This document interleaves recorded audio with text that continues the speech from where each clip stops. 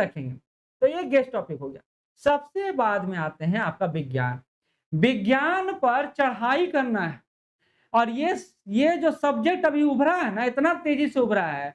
BPSC का exam ले लीजिए, आप बीएसएससी का एग्जाम ले लीजिए, दरोगा का एग्जाम ले लीजिए, किसी का एग्जाम ले लीजिए, यहाँ इवन सेंट्रल लेवल का एग्जाम ले लीजिए, साइंस सेक्शन काफी महत्वपूर्ण है। और देखिए बिहार में बच्चा पैदा होते ही हिस्ट्री पढ़ना शुरू कर देता है, ये सही बात है, और बच्चा मजबूरी में साइंस पढ़ता है, तो साइंस हमेशा के लिए हार्ड हो जाता है कुछ लोगों के लिए। तो साइंस पर फोकस रहना है, ये बात समझ लीजिए, ठीक है। तो सामान्य विज्ञान की बात करें, उसमें पहले फिजिक्स की बात कर लेते हैं। फिजिक्स में कहाँ रेड लाइन आपको दिखाई दे रहा है, तो मापन और आयाम, मात्रक से हमेशा क्वेश्चन पूछा। देखिए 64वीं में 3 क्वेश्चन, 65वीं 5 question, 2 question, 1 question, 1 question, 2 question. यहाँ 2 साल से नहीं पूछा है, री एग्जाम में नहीं पूछा है, 71वीं में नहीं पूछा है, 72वीं में चांसेस बनता है। तो 1 यूनिट तो आपको ये लगा ही लेना है कि मेजरमेंट और डायमेंशन से हमको क्वेश्चन आना है। देखिए दूसरा क्या है ना कि इसमें आपको हर यूनिट पढ़ना कमोबेश जरूरी हो जाता है, क्योंकि देखिए मोशन ऑफ फोर्स से कभी-कभी एकदम ब्लैंक रखा है, तो 68वीं में 4 क्वेश्चन दे दिया, 69वीं में 1 क्वेश्चन दे दिया, 70वीं में 1 क्वेश्चन दे दिया, 71वीं में 3 क्वेश्चन दे दिया, तो कैसे छोड़ सकते हैं? कॉन्सेप्ट बेस्ड बातें, और यही बात क्लासरूम में बताता हूं मैं कि आप साइंस को रट नहीं सकते हैं, आपको समझना है, और जितना ज्यादा समझेंगे, और न्यूमेरिकल सब बनाना है, क्योंकि न्यूमेरिकल्स दे रहा है 71वीं में आपने देखा हो। जब तक आपको ये पता ना चल जाए आप कैसे काम करेंगे, ठीक है। तो आप अगर अदर एग्जाम का तैयारी करते तो उसका तैयारी का तरीका अलग हो जाता है, बीपीएससी सीसी का तैयारी करते तो इसका एक अपना तरीका है, और उस तरीके के अनुसार आपको चलना है। अच्छा वही बात करें हीट और एनर्जी का, तो देखिए 2 क्वेश्चन 65वीं में लगातार क्वेश्चन आया है, 71वीं में, तो आपको ये भी यूनिट करना है।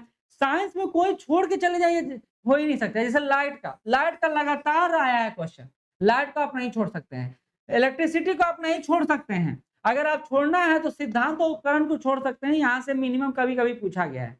तो आपके लिए इंपॉर्टेंट हो गया मापन, मोशन, साउंड, एनर्जी, और इसके अलावा लाइट, इलेक्ट्रिसिटी, ये सब यही है ही यूनिट था, ज्यादा कुछ करना फिजिक्स में छोड़ना कुछ नहीं है, फिजिक्स में नहीं छोड़ना है। और देखिए अगला जो है आपका सेक्शन वो है केमिस्ट्री। केमिस्ट्री में भी आप नहीं छोड़ सकते हैं, लिमिटेशन में है। जैसे एटॉमिक स्ट्रक्चर हो गया, अभी आपका केमिस्ट्री शुरू होने वाला है, 2 दिन बाद आपका केमिस्ट्री का ही क्लास शुरू होगा। अभी फिजिक्स आपका समाप्त हो गया, न्यूमेरिकल सब बनाएंगे हम लोग, unit by unit numerical solve कर लेंगे, थ्योरी पार्ट खत्म हो गया है। तो एटॉमिक स्ट्रक्चर की बात करें 63वीं में, 64वीं में, 65वीं में, 67वीं में, 70वीं में, देखिए क्वेश्चन लगातार पूछा है, लेकिन सबसे हिट टॉपिक जो है जो आपका केमिस्ट्री में है वो है स्टेट्स ऑफ मैटर, पदार्थ की अवस्थाएं। अब इसको आप, अब यही बात आप बदल गया है तरीका कि अब जो है पहले 6 to 10 तक पढ़ते थे, फिर 11 तक पढ़ने लगे, अब 12th से भी पूछ रहा है। एडीओ इसका जीता जागता उदाहरण है। तो आपको जो करना है वो देख के करना है कि भैया हमारा बेसिक तो हो ही, थोड़ा सा एडवांस लेवल पर आपको प्रो लेवल पर जाना पड़ेगा। देखिए कार्बन और उसके यौगिक, ये क्वेश्चन यहाँ से देखिए लगातार क्वेश्चन पूछा, तो आप छोड़ नहीं सकते हैं। लेकिन अगर केमिस्ट्री में सबसे इंपॉर्टेंट यूनिट पदार्थ की अवस्थाएं स्टेट ऑफ मैटर है, तो दूसरा इंपॉर्टेंट यूनिट धातु है, मेटल है। सबसे ज्यादा क्वेश्चन फिर यहाँ से पूछा गया है, 4 question, 1 question, 1 question, 2 question, 1 question, 1 question. इसके अलावा देखिए अधातु से आप चाहें तो अधातु को, नॉन मेटल को छोड़ सकते हैं, आप चाहें तो विलियन को छोड़ सकते हैं, क्योंकि कभी कभी कुछ कुछ पूछा गया है, ना तो नहीं पूछा गया है। लेकिन आप स्टेट ऑफ मैटर मेटल्स के बाद सबसे इंपॉर्टेंट यूनिट जहां से बीपीएससी सबसे ज्यादा फोकस करता है वो है एसिड बेस एंड साल्ट। ये यूनिट है जिस पर आपका पकड़ 100% होना चाहिए। और यहाँ ये कितना महत्वपूर्ण है, देखिए 3 क्वेश्चन 63 में, 65 में 1, 66 में 1, 67 में 1, लेकिन 68 में 6 क्वेश्चन, एकदम छलांग मारा। 71 में 1 क्वेश्चन। ये यूनिट सबसे फेवरेट यूनिट है बीपीएससी का, तो आप इसको छोड़ नहीं सकते हैं। इसी तरह रासायनिक यौगिक का उपयोग, तो आप देखिए पदार्थ की अवस्थाएं, मेटल्स, अम्ल क्षार और लवण, और रासायनिक यौगिक का उपयोग, ये है यूनिट आपका जो आपको करना है। ये 4 यूनिट केमिस्ट्री में समझ लेना है, अच्छे से पढ़ लेना है, रटने का जरूरत नहीं, रटाएगा कुछ ही सेक्शन, बाकी सेक्शन तो आपको समझना ही समझना है। अभी लेट होगा सॉलिड वेस्ट मैनेजमेंट वाला, इसका अभी टेंशन नहीं लीजिए, ठीक। ये हो गया केमिस्ट्री को लेकर। अब देखिए पहले क्या होता था कि बायोलॉजी से ज़्यादा क्वेश्चन पूछा जाता था। लेकिन हाल ही के वर्षों में बीपीएससी का ट्रेंड जो रहा है 10, 10, 10 यानी सबसे समान ही आधार पर क्वेश्चन पूछा जाता है। किसी से 8, 7, 5 पूछ देगा कभी, तो किसी से 7, 8, 9 पूछ देगा कभी। तो अब आप फिजिक्स, केमिस्ट्री, बायोलॉजी तीनों ही को अच्छे से पढ़ना होगा। इसका कोई विकल्प नहीं है, ठीक है? इसका कोई विकल्प नहीं है। तो अब आते हैं बायोलॉजी पर। बायोलॉजी में देख लीजिए, अब आपको हिट टॉपिक खुद ही पता चल जाएगा। फिर से कह रहा हूँ,